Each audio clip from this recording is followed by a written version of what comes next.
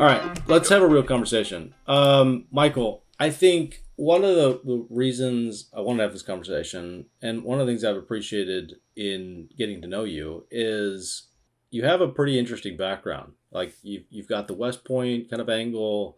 You spent some time at Boeing. You did kind of industry agnostic IT before kind of coming into construction, and now I think, at least from the outside looking in, there's a temptation in the maybe kind of construction tech category to really focus on the tech or focus on the process. But I think you've done a great job of thinking about people and how people are kind of the center of driving culture around innovation. And so I want to get into a number of that, but maybe to start with kind of your origin story. West Point, MIT, Boeing. After Boeing, what led you to construction? Like, what was the pivot point there? So I always wanted to be in construction. It was actually the Boeing was the side quest in my career. I mean, in my undergraduate studies, I mean, I took systems engineering because I was interested in data and computers and software at like the dawn of all those things. So I mean, that's why I went down the systems path. But Lars, as you probably know from Annapolis, I think you guys did the same thing. Regardless of what you study at the service academies, you have to do an engineering track. Like there was a benefit to having the engineering mindset going into the military, or like that problem solving mindset of an engineering discipline. So everyone had to take an engineering discipline. I was And systems too, Michael. oh, So are yeah, you? Okay, yeah. yep. So like yeah, you guys like Navy has like a really strong systems program too. So like and like in the mid to late '90s, like all the service academies had these really strong systems engineering programs because like the military is usually at the forefront of like technology disruption, and they're usually the first that have to figure it out because of like national security implications. So like we had a really strong systems engineering program, and that intrigued me because I saw like that's where the world was going, was digital. But I like just bare knuckles construction. I wanted to go into the Corps of Engineers. I wanted to build things.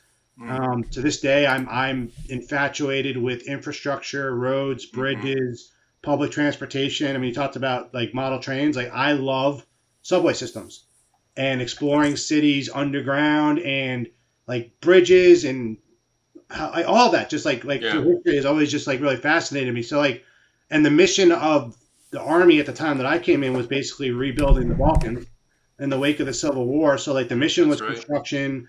I was fascinated by construction. So like my foundation was civil engineering, and Yep. then had the opportunity to go to graduate school, continue down this dual track of systems and construction. But when I exited that and I was applying, actually I applied to Turner Construction at the time, and they didn't know what to do with someone like me. There wasn't a path for digital-minded construction people, at least like early And what year? 2000s. It was What about the early time. 2000s? Yeah, early 2000s. Yeah. Um, but Boeing had just won an Army transformation contract. So here's an aerospace company trying to deal with the Army as a customer, and like many veterans, aerospace is a great transition to civilian world, and so that's how I ended up on the side quest through aerospace. But I just always had the itch to get back to construction, and it just so happened it was a total random thing. A lot of my family is in the trades in New York because Okay. Italian immigrant family, um, like cousins, uncles, my grandparents, like all of them like kind of worked in the Wait, trade. wait, they're not in the recycling business? Not in the recycling business, no, not or Okay. sanitation, not in Okay, sanitation. there you go. Okay. No, we weren't from Jersey. We were from like I watched the movies. I don't know. yeah, It's but good to stereotype your guests, Yeah, sorry, yeah, sorry. Yeah, but yeah, but unfortunately some truth to that. But well, yeah. So like grounded in the trades in New York, and my mom's cousin, her husband, who has been in steel pre-construction for his whole career in New okay. York, said to my mom, "Hey, Mike always has wanted to get into construction. There's this company Skanska. They're winning everything in New York. They seem like they had like really great values. Mike was stationed in Europe. They're a European company. He probably would love them." So I went on LinkedIn and I said, well, "Who do I know there?" And I Mm. reached out to a person who knew a person who knew a person that made an introduction. And it just so happened that at the time, Skanska was starting to hire people to do digital transformation roles, and that's how I got in, and I've just been on the ride ever since. So Man, I It's love that. fantastic. Love it. That's a yeah, cool arc to the story too, because I think bringing in outside perspectives into our industry is really healthy. You know what I heard there was Boeing. was, sorry, I'll say this: construction was late to the game, which we all know. The three of us know, right? And and what I think is interesting, Michael, is you got a little perspective, right or wrong, from a really big company, really successful company, probably digital forward, or given what they design, how they design, and what those systems are, right? So, right or wrong on how long it might take them to make a decision, or what the go no go process is in RFP. But regardless, got exposed to some stuff, and then as construction's like, wait a minute, we got to go do some of this. Like it's happening now. You are in a great position. Yeah. Love it. And one thing I do appreciate about how you've maybe framed even the current kind of AI conversation is from this foundation of you've been part of the digital transformation for 20 plus years, and you've kind of seen the different evolutions and iterations of it. And instead of thinking about AI as this like net new category, it's part of the iteration of digital transformation in these industries, right? Yeah. I see it as an evolution from day one. Like the moment computers got put into the kind of the flow of things, it's just been an evolution from that. I mean, I remember like early 2000s, like Boeing was talking about big data, and they saw the value of the data sets, but the challenge was having the people that could extract, model, and then analyze and then use that to predict. Like we knew that there were patterns, right? We knew that we wanted to move away from the edge cases and commoditize around the things that were repeatable. We saw the opportunity for automation, but the technology wasn't there. Like the constraint then was the people. You didn't have enough people, or the cost of those people exceeded the ROI of getting to like big data automation. So we just never got there. What AI brings into the conversation is now we have the technology to do it at scale. But we also have to deal with 20 years of, I would say, what's the buzzword they're using now?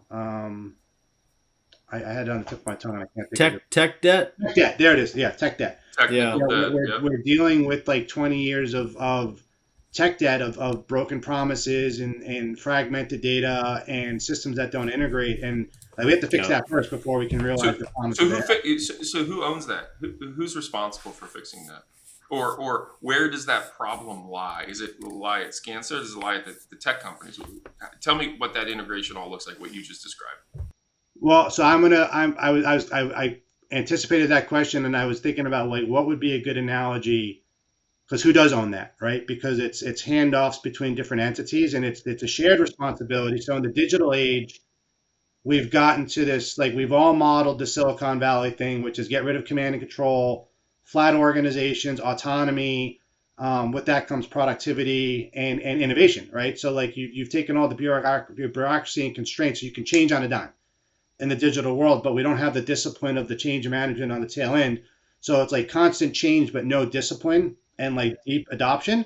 So you compound that over years and years and years and years, and you're just under this wave of like digital waste. And the analogy that I'll give you is something I deal with my daughter's sports. So we're in a day and age now where like all these sports teams that my kids are on, they're all on apps, right? The schedule's on the app. We get notifications on the app.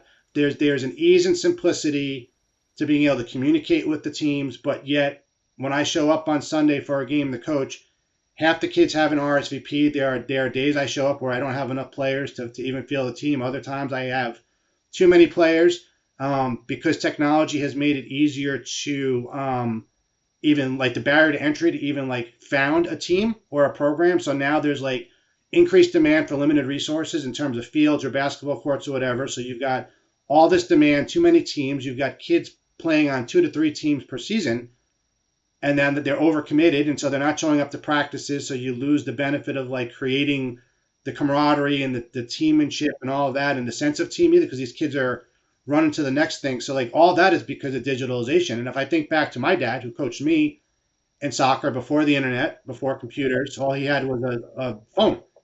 Like how did they manage? And a legal tablet, or like a little like little what's a dry eraser one? Like that's not even a dry erase board, like a tablet, like a yellow paper engineering paper. Yellow paper, right? So, but yet the teams always knew. Like we didn't have Google Maps, we didn't have internet. The team always showed up to practice. We were always on time for games. People magically knew how to get to the fields. Well, how did we exist? It was because the coaches. I go ahead. You have a thought? No, it's. How old are your kids? 15 and 12. Okay, and Stephen, how old are yours? I mean, which of the four? 7, 5, 2, and 1. And so mine's 14, 12, and 8. Every one of them, for every team, is on a different communication app. Different app, yeah. Different app, yeah. We're doing it to ourselves. Continue. Yeah. It's just I'm like getting frustrated right now because I avoid it. I can't handle it. Did you pivot into the youth sports app game? Did we just? I hear white space. So Michael, I've had this like thesis. It's like, why don't you create the app that brings the apps together? Well, that's where we're at. Yeah, that's where we're at. But like, what's the net gain in all of that? So I need an app now to deal with the tech debt of all of this like poorly implemented technology up until this point. And like to close the analogy, like so if my dad is a coach, like all the challenges remain. Like kids may not show up to practice. There could be cancellations because of weather. Like there needs to be a way to communicate. But how did sports programs deal with that before digitalization? Well, it required more planning and more process on the front end, like a little bit more thought to structure and process and ownership of that process to make sure things didn't break out. So the way they did it was the leagues, when the kids registered, they made sure that all the parents provided all the information that was required to get a hold of the kids, the sizes for their uniforms, like all that was provided up front. So there was clarity and consistency and discipline and data capture when kids entered into the program. The coaches had to show up at a meeting and they received the schedule for the season and they had photocopies and they handed them out at the first practice. And if something went wrong, you had a phone chain. The coach received the call. That coach called 2 parents. Those parents called 2 parents. And next thing you know, within 5 minutes, you've contacted the whole team. And it worked. But it required someone had to own the process. Yeah. And it had to be structured and a little bit of discipline at the front end to achieve that. And like with digital, I feel like we made everything easy button. But in making it easy button, we've lost discipline and structure. And like now we're under this just like all this tech and digital. And now to make all of this kind of worse in some ways, you like just layer on AI into this like technical debt soup, right? Guys. So I guess one of the conversations or questions I wanted to ask you, Michael, was so let's talk about this. We've got this reality where we've got ever more apps, right? Yep. People are building apps every day. We've got tech debt. The thing you're pointing out is we might be ignoring some of the related process and kind of people components to managing those apps well.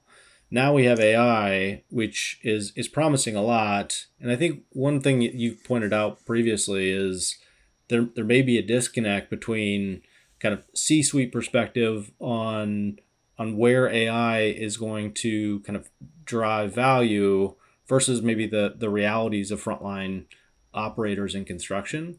Yep. I guess why do you think that gap exists?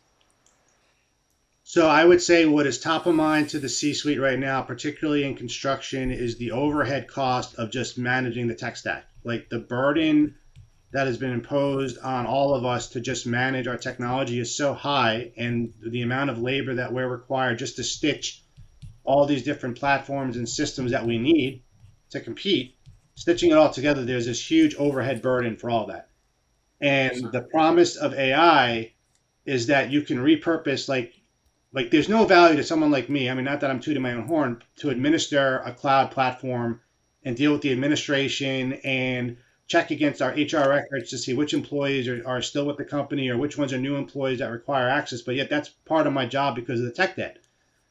So, leadership at the C-suite is saying, well, we've got all these people distracted by things that are not adding value, but yet we need the technology in today's day and age. So AI could be the solution to manage for that. So from the C-suite perspective, like this is the first technology I think I've seen in my entire digital transformation journey where the C-suite is more excited than the boots on the ground. Usually technology starts down in the trenches and you have to make the case to the leadership to make the investment. I mean, it was that case with the cloud. It was that case with mobile devices. Like the C-suite wasn't bought in initially. Like you had to build the case and get the buy-in to drive the adoption of those things. Well, this is like the first wave of tech I've seen where like The C-suite is very excited about the promise of reducing this overhead burden, but the people in the trenches are not necessarily seeing that as like, yeah, you're relieving something, but you're relieving something that I don't want to deal with anyway. Like like AI in some ways is just taking away the distraction of technology and now allowing me to focus on my job. But if that makes sense. So like there's. I got so many questions. Yes. I just got overwhelmed. Awesome. This is great. So love this idea around the C-suite's actually excited about it, right? Yep. You know, leadership has to own the transformation, right? It can't be this rogue superintendent, trying to like selfishly make his life easier by implementing a couple things here and there. Do you see, and obviously this is across industry wide, right? Not just, your role where you at, but like, do you see a disconnect between true transformational value on some of these solutions? Meaning, is it making the guys in the field or the people in the back office lives actually easier? Is it doing work for them? Or is it just another sort of shiny app with a great like KPI promise that it's like, no, we need to track this. This is what we've been missing, Do you see a connection, or is it still disconnected? I don't think it's disconnected, but I think there's two ways of looking at the ROI, and those ROIs it has to be true for both lenses. And I think where the adoptions break down is when the ROI is only true for one camp and not the other. And I would say that the two ROI perspectives are the enterprise perspective and then the field perspective. So at the enterprise level, if you're looking at ROI, you're looking at basically bang for the buck, right? So your enterprise deals are convenient. They're easy to manage because from a compliance standpoint, an integration standpoint, a tech stack standpoint, like enterprise makes sense. You want to be consistent. You want to be standardized. When you're dealing with clients and owners and architects, like having that level of platform standardization makes the business cases. That's why we have SaaS, right? Like so at the like this, but we as an industry are still a trade-based, craft-based, bespoke industry where. Well, I was interested in the conversation you had with Sarah from Trunk Tools about like what is the IP of a construction company, and Steven, to your point, like why I always put the emphasis on people. I truly believe the IP of construction is our people. When we bid on a job, yes, they want to know our means and methods. But what they're really doing is they're interviewing our people. Yeah. And if they make that connection and they have trust and faith in the project team that is put in front of them, that's how you win work. And like that's how you build relationships. I mean, construction is still a very old school relationship driven. Even we as a global company, deals are won or lost based off of relationships. Even for clients that we are now working for nationally and globally, it's relationship driven. So ROI at the enterprise level. So if I'm a software vendor, and I make the case to the C-suite at the enterprise level, I may not necessarily get the buy-in at the project level. Because the project just sees it as yet another thing that they need to accommodate. It becomes a compliance thing. It's another form to fill out. It's another system to log in. They're not necessarily seeing the value. The flip side of that is we have seen vendors come in that build a relationship at the project level. Like we're in a world now where like our project engineers and our superintendents are not averse to technology. They get excited about technology, and like a vendor will get in and they'll use it on a project and they'll say we're piloting it and they'll say the pilot was a success, and then suddenly they want the enterprise deal. And it's like they're not understanding, like just because someone in the field liked it doesn't necessarily mean that it moved the needle or it achieved ROI. It's like, does it scale? So you've got to achieve the ROI. Like the operations people in the field needs to solve a problem that they're facing every day. And I will tell you, when the technology, like we saw this with drones, when the technology solves a problem, the field will embrace it without hesitation. And when they have the opportunity to shape the implementation and the adoption, no hesitation. And ROI is like that. But when the business case is made at the top and it's pushed down, I've seen it break down. Similarly, when the vendor comes in from the bottom and they think just because they have one pilot, they've solved world hunger for construction, but it doesn't scale. So like you've got it. So it's like, so how do you? So like I framed the problem without answering the question. Like how do you mirror those two worlds? Is you have to understand the stakeholder map of all of that. So like IT has a seat at that table. Your operations leadership has a seat at that table. We have people that are now, I would say, systems thinkers and lean thinkers. You have architects who are looking at the whole tech stack from a data perspective in terms of integrations, and then that just bare knuckle kind of field grit perspective, and you need to get all of them in a room to build the business case. And when you achieve that alignment and consensus, like then it's like the magic happens. So how do you do that with a company that's 50, 100 years old? it's tough. It's tough. It doesn't always work, but I would say we're getting better at it. But interestingly enough, again, it's all relationship driven. Like we tried to do it through process. We tried to do it through councils and governance. And at the end of the day, it's getting the right people in a room who understand their piece of this big kind of crazy puzzle. And like we make a Ghostbusters joke about it, right? Like, so like in Ghostbusters, right, to beat, like never cross the streams, right? Like everyone has their stream and they're doing their thing. But to beat the big baddie at the end, you have to cross the streams, and like that's kind of how we think about it. Like when you it's cross, got to come together. It's got to come together. It's Stephen. I know you got something to say. What I struggle with is how quickly this tech that teams are evaluating in the field is already sort of old. It's like things are moving so quickly. So by the time an 18th or 18-month or 24-month long project is done, landscape's already different. Yeah. It's very, very different already. So I believe the solution to that is partnerships with the right companies that see over the horizon in bold ways and say, this is what I want life to look like in 10 years. Yep. This is what we're doing. Because if you're just doing it for today, it's already behind. And then I think that perpetuates the company constantly trying to like climb up a mountain forever. They're trying to climb. And then that's what fatigues the organization. That's what fatigues the team. So, well, and I think that's why it's so important to partner with companies that move fast, right? Yes. And have a good product vision. Because I think if those two things are present, you've got a product-led company that really has a vision of where they're going and can execute quickly, they're going to go places. But what I wanted to ask was, in this kind of scenario, you're constantly having to evaluate build, buy, partner, right? And how you kind of invest in these different areas. And so obviously Skanska has been pretty public with the safety sidekick kind of AI assistant that you guys have built internally. Is that more like a pilot to better understand the category, or kind of a template of how Skanska will approach maybe tech acquisition in the future? I see it as a shift in the pendulum, and I'm actually really excited about where things are going, and I think AI is going to play a big part in this. So again, like taking this is going to be a long-winded answer to this, but it's like kind of maps to like my journey is like, so one of my first roles in IT at Boeing was a software development team. Now, this was at the dawn of the cloud, but I took a lot of joy in building software for the company that I sat for, and the reason being was like our business customers sat right down the cubicle row from us. Like our customer, the people we were building software for, if they had a question around a business requirement, they would just come grab one of us and we'd go into a room and we would whiteboard.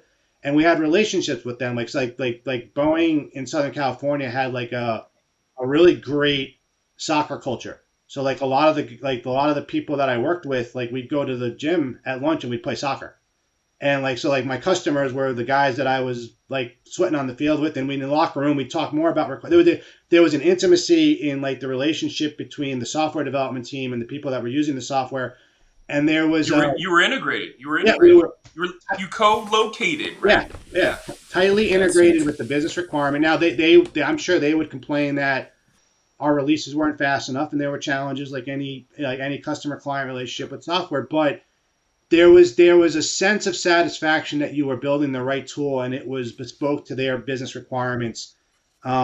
We built the tool that they needed. Then everything moved to the cloud.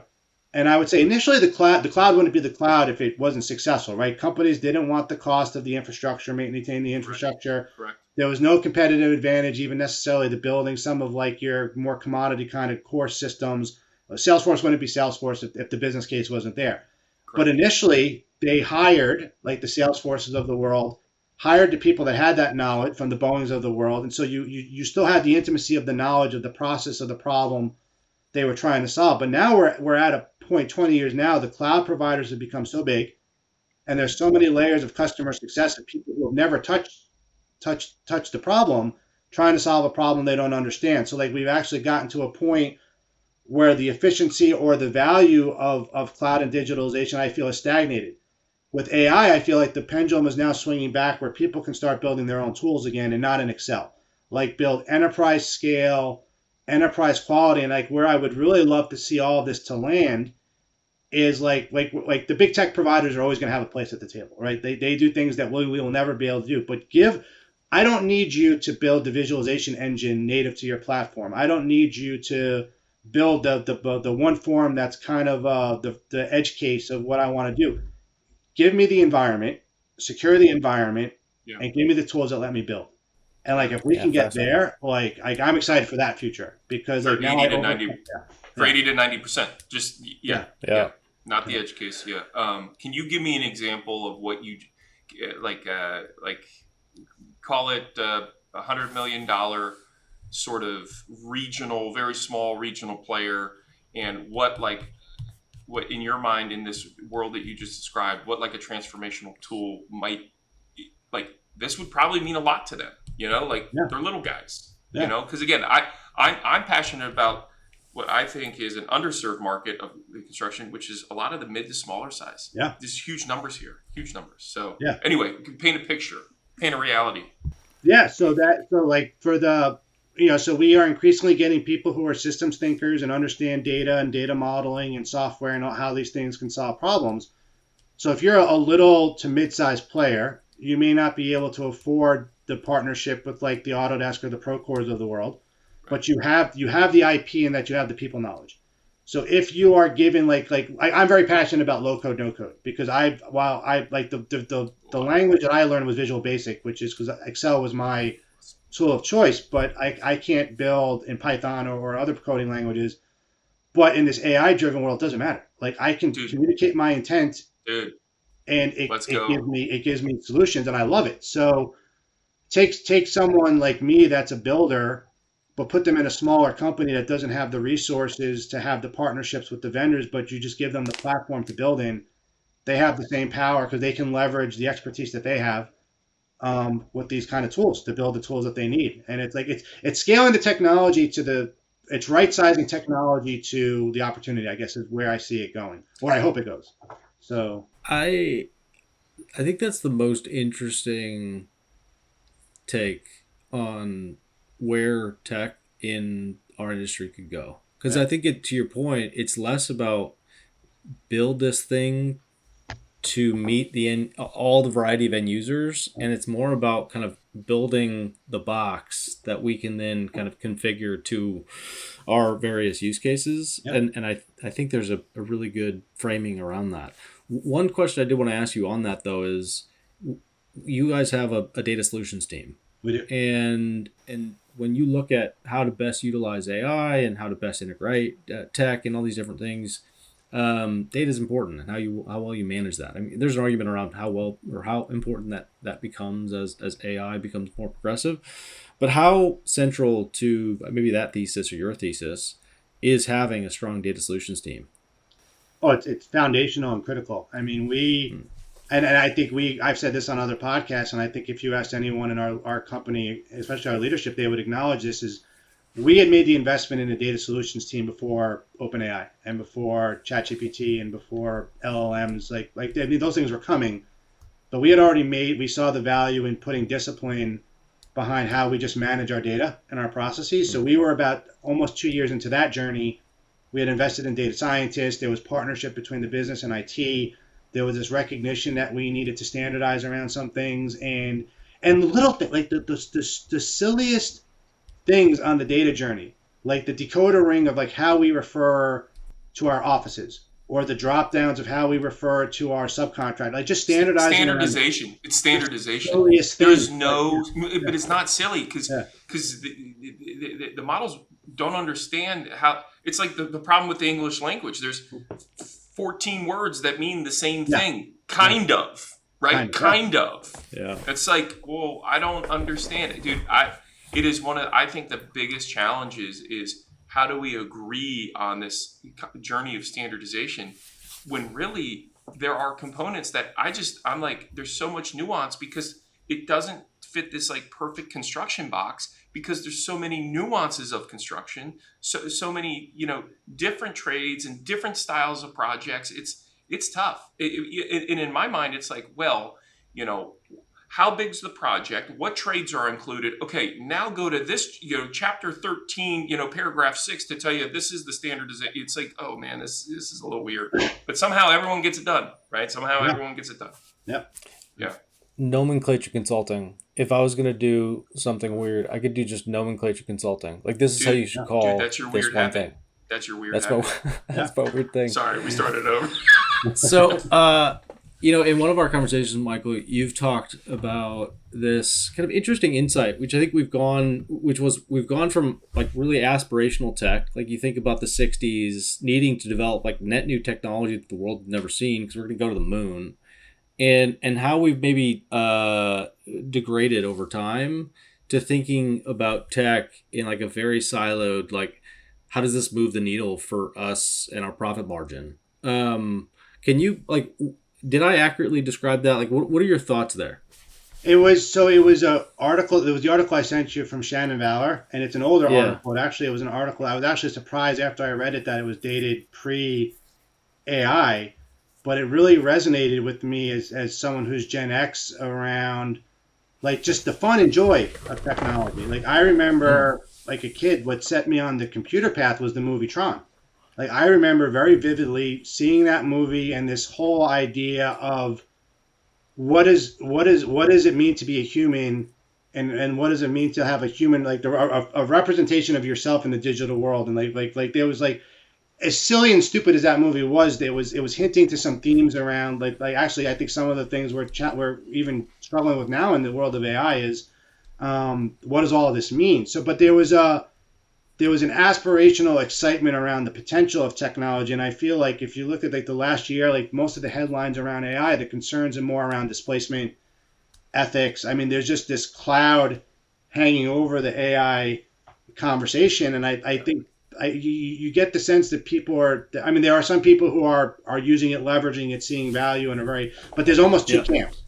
Like, you go to LinkedIn and there's the people who I would say are almost evangelical in their embrace of AI, to the point where it's almost become dogmatic. And if you challenge them on any of their hypotheses around the limitations of AI,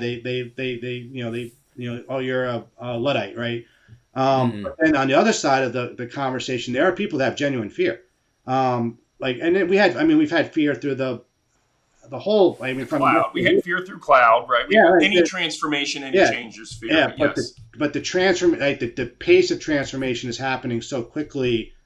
Like, it almost feels like there's always been like this sense of control, and like now I think there's this fear of it getting out of control, I guess, is where I'm going. But like, anyway, I don't know. Well, it's interesting because in leadership and hiring, you get people who see the world from 50,000 foot, right? You see people at who get the world at 25,000 foot. Then you get the people that are in it at 500 feet, right?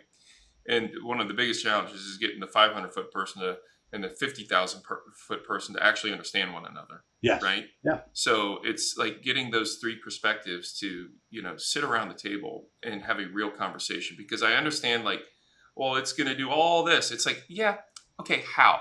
Let me tell you some of the challenges that exist. Oh, well, but it'll work itself out. Okay. Well, if we ever want this transformation, these are the conversations on how, right? And but I don't think it's just an element of the altitude of their perspective. I think it's also, like, going back to the previous conversation, I think it's potentially a misalignment, or reveals a misalignment in incentives as well, right? You've got C-suite looking at maybe what can be done from a commercial standpoint. And then, if you're a frontline operator in any of these industries that will be disrupted, you're thinking, well, what should be done with AI? And those are in conflict. And I think right now there's an overemphasis on what can be done. And I think that's interesting. And, it's fun. You mentioned that spectrum, Michael, and I think I'm almost in both camps. Like, I very much enjoy AI and have it integrated in a number of workflows, and benefited from it greatly. But also, I pull the thread on it a little bit and see how detrimental this is going to be in all the different ways. Like you're Gen X, I'm millennial. We're Lars, you're millennial, and we do No, I'm have this not. No, I'm benefit. not. No, I'm Are you not. Gen X? Yeah, dude. This is a moment, a revealing Let's moment go! That's I'm a outnumbered. moment. But like I think we benefit from an analog world and growing up in an analog world, having to think critically, using our own brainstem, and then being able to having to like put that on writing, and now being able to benefit of having like a thought partner using AI. Yeah. If I look at the next generation, they don't have that benefit.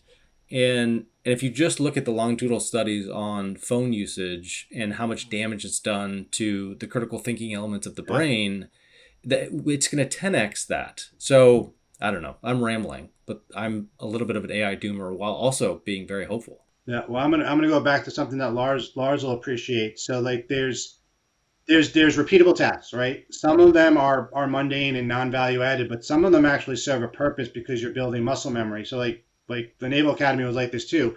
If you think about the life of a cadet or a midshipman, there's a lot of repetitive, mundane tasks, and they beat it into you that you like, whether it's drill on the parade field or how you fold your clothes or to literally like where you put them in your drawers. Everything is standardized to like an obscene level of precision. And if you deviate from the standard, there are repercussions. And when you're 17, 18, 19, going through that years old, you're like, well, why am I doing this? And even when I went into the Army, like the battle drills that we would do in training, how many times do I got to put on the gas mask? Like, how many times do I need to practice with the rifle? Like, why am I getting to like this ridiculous level of precision around the most mundane of tasks? Well, the reason why you're building that muscle memory is because when things go sideways, in combat, which is like the highest pressure situation you could possibly, I never experienced it, but just in training, but even in training, the first thing they do is they break the pattern. And the last thing the last thing you want to be dealing with is figuring out how to work the radio or how to clear the rifle or how to put on the gas mask. Like that needs to be muscle memory so that you could focus on the value added work, which is reacting. So like where I'm going with this is like, so take a superintendent and take the idea of a robot going around a job site capturing photos. Yeah, there is no value to having a project engineer wandering a job site with a camera capturing images, but there's also a value to the mundane task in that they're also understanding the ebb and flow, and they're getting into muscle memory, the flow of how a job site goes. So if something's going sideways, they know the pattern so that they can recognize it and they can engage. So like, how do you? I think the tendency of automation and technology is, oh, well, that's repeatable and it's mundane, so we're going to automate it and remove it. But sometimes there's value in the mundane. In terms of how you develop people and train people, and like you can very easily make the mistake of automating the things that are actually making your people better. And I think that's a real risk that I'm starting to see. Like this appetite for automation, you're missing the value of some of those mundane tasks. And I keep going back to like the military model when I think about like why did we do those things? It was so we could get to proficiency, that we would be better when things went not according to plan, and you could react in the moment. So anyway. That's really perceptive. Yeah. Go ahead, Lars. So many questions. Yeah, that's great. You still got skunks on the brain, Lars. So the house smelled so bad. It smells so bad. And I don't know if you've ever dealt with like pure skunk. It hasn't like wafted away. It's like ground zero for skunk being skunked. Oh, it's a. You might have to move. Dude, I might have to burn the house down. Just light a match and I walk away. I'm done. Out. No, I got so many wheels in my head churning right now. So a little bit of a leadership sort of share and questions here, but the phrase, HITL or human in the loop, right? Yeah, human in the loop. Yeah. I've always been a big proponent on measuring an outcome, not so much how the person arrived at the outcome. Yep. So what are the outcomes that are most important to the organization, right? Those are those key moments where a workflow may transition to the next phase or next step or position external to the company, right? So not only are we tracking dates, we're tracking, deliverables and like quality of the product, right? And whatever that product is, it can be anything in an organization, but so much busy work and email work and like this disconnected, like, let me get this, what's this, that. It goes back to how we started this. Yeah. Parents, 3 different apps for 3 different kids in just the fall season. And I can't consume anymore, right? Like it's coming at me so fast, right? So the organization, not only am I interested in building as a tech founder, but as a construction and development company business owner, is one that gives tools to people to accelerate the reviews of those key moments where the outcome is presented to them, Yep. right? Human in the loop.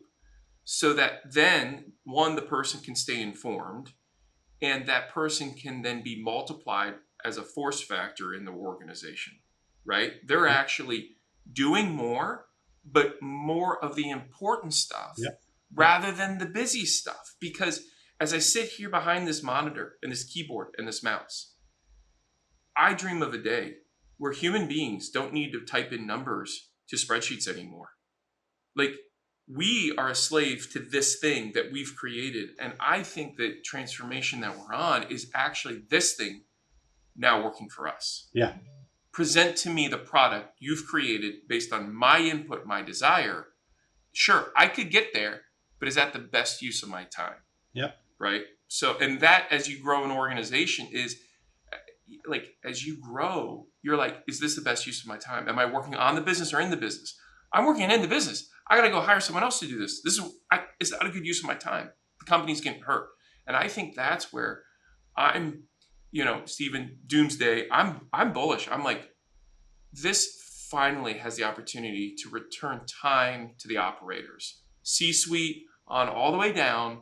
Can our life get easier with this? Can someone do the busy work? So. Yep. I'm somewhere in the middle. I'm glad you went there, Lars, because I've had a similar thought around the whole journey of digital transformation. Like why do we have Word documents? Why do we have Excel spreadsheets? It says, well, that was the way we did it on paper. So we digitalized the paper Bingo. process, but we lost the opportunity to actually make the process better by moving it to technology. So I think AI gives us the opportunity to actually repurpose technology to serve us. I mean, that's the upside. But like anything, there's the downside. Like going back to like Shannon, she did I saw a YouTube video of a speech she gave, and she was talking about how there is the risk, and we kind of talked about this, like Stephen talking about how like mobile devices, like there's studies of how it's like actually impacted our cognitive abilities.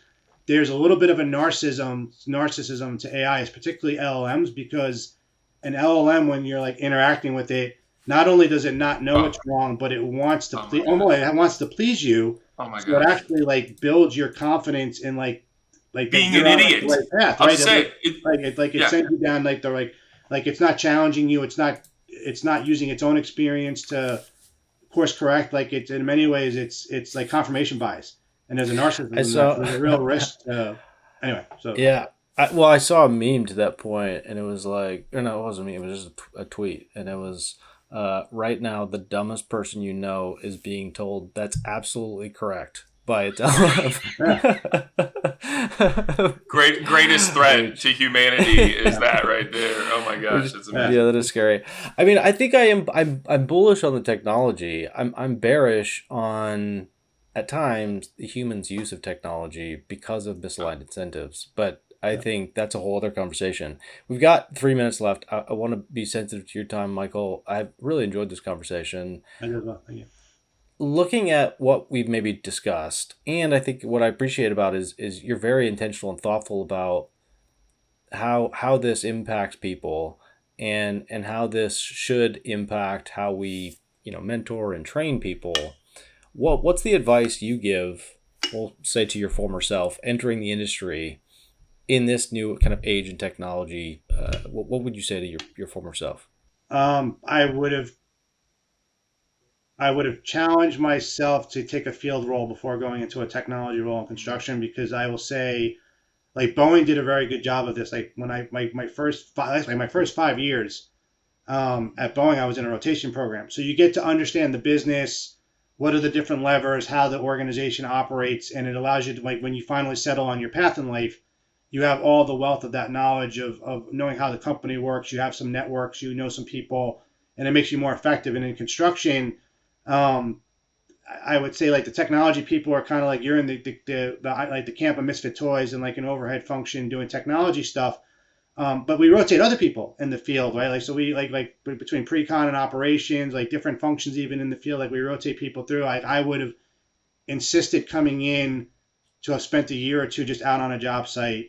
I mean, I did construction in the context of the Army, but the Army just builds things in a much different way. So, I mean, I did a little bit of pre-con and field kind of oversight, but the Army is just a different beast. Like how a GC works is different. So not having that experience has been a handicap. The way I've overcome that is by taking on jobs in the field that have nothing to do with my role, just to, because I have a lean background, I gravitated to pole planning, and I went on job sites and just started facilitating pole plans, just so I could understand the energy and ebb and flow and how things kind of work. And and until I did that, I really was kind of lost with a lot of ideas, but nothing was. I was throwing stuff at the wall, nothing was sticking. So I was my former self.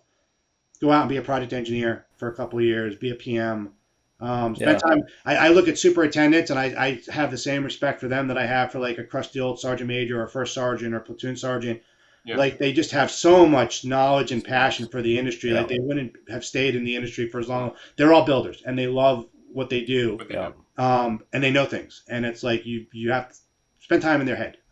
Even the ones that are like hate technology and will push back. Like, when they push back, that's your opportunity to engage. Understand why. Why are they pushing back? Yeah. So like my former self, like, definitely, like, I would have been more effective in my role today had I spent my first 2 or 3 years like just fully focused on being out in the field. So I would say any construction company, if you're, because you're hiring data engineers, you're hiring technology people like me, rotate them through the field, and they'll be far more effective for you. Yeah, 100%. Any final words, Lars? Sure. It's 2035. Okay. It's not a dystopian future with, dead animals, in the streets. It's life is good. Beautiful buildings. What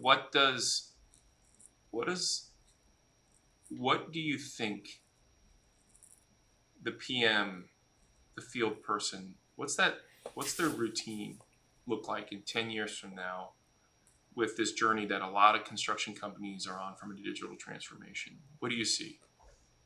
So the aspirational side is like, what is the value that we deliver to our clients, and that's anticipating and mitigating risk, and making sure that risks don't become issues which have financial impacts. It could result in a safety incident. It could result in loss of life. So getting out of fighting mode and getting into fire prevention mode, like being an industry that is in full fire prevention mode, where we are able to optimize design with our insights around constructability, where we are optimizing our job sites around carbon and sustainability and circularity.